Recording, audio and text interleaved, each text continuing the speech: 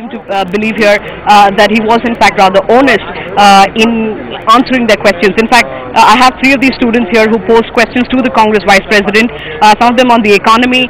This young lady here in fact spoke about the issue of GST, which is on the top of sort of, our minds right now, public and political discourse. Were you satisfied with the response that you got from Mr. Gandhi?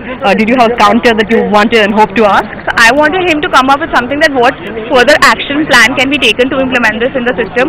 But what really he said right now was, these are the things we want and we are not getting it. So that's not really the solution of the problem in a democratic country like ours. I was going to ask you this. I heard your question. It was about 12% monsoon deficit. I didn't quite hear the Congress Vice President answer your question. I think he was a little short-sighted on where we are still as the agrarian aspect of it is concerned. Good morning, sir. So India is primarily an agrarian economy and we're still heavily reliant on monsoons. But this year we've seen unseasonal rainfall and a deficit of about 12%.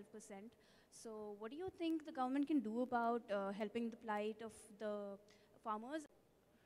Agriculture is not just a problem for the farmer. Agriculture is a problem for the businessman. Agriculture is a problem for the industry. Agriculture is the problem for the students. What you get in that beautiful cafeteria of yours, that's come from a farm in Haryana, in Punjab, in Maharashtra.